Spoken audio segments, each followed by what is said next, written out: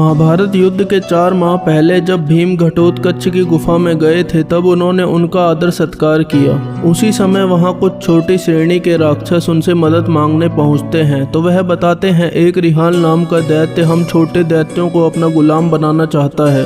उसमें ऐसी असीम शक्तियां हैं कि वो एक हाथ से कई राक्षसों को फेंक देता है। तो घटोत्कच कहते हैं मैं इसे रोकूंगा। तभी वह कहते हैं इनके पीछे कोई भयानक शक्ति जिसके आने से हमारा सारा कुल नष्ट हो जाएगा। तो घटोत्कच कहते हैं पहले इसे नष्ट कर देते हैं, उसके बाद उस शक्ति को नष्ट करेंगे। और कहते हैं हमें शीघ्र उसके समक्ष ले चलो। तो वह दैत्य डर के कहते हैं आप जाइए, वह काली पहाड़ी पे बैठा है जिसके साथ अन्य कई दैत्य बैठे हैं। तभी भीम और घटोत्कच उस काली पहाड़ी पर पहुंच जाते हैं। तो वह उन दैत्यों को आवाज़ लगाते हैं। तभी वह दैत्य उनके सामने आके खड़े हो जाते हैं। तो घटोत्कच कहते हैं तुम्हारा इतना दुस्साहस कि तुमने मेरे कुल के लोगों को परेशान किया, मैं तुम्हारे अंदर रक्त का एक एक बूंद पी जाऊंगा। तो दोनों के बीच शुरू हो जाता है विशालकाय युद्ध, जिसमें दोनों हवा में एक दूसरे पर चट्टान फेंकने लगते हैं जिसके कारण धरती दहल जाती है, चारों तरफ बवंडर आ जाता है।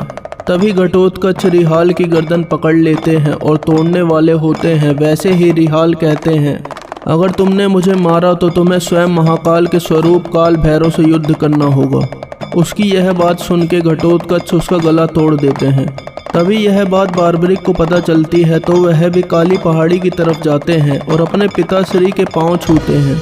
वैसे ही बिजली कड़कती है और काल भैरव प्रकट होते हैं और वैसे ही भागते हुए ही घटोत्कच के लात मारते हैं तो वह गिर जाते हैं। उसी के बाद बार्बरिक कहते हैं यह कैसा न्याय है प्रभु। तो काल भैरव कहते हैं इन्होंने मेरे वरदान का अपमान किया है।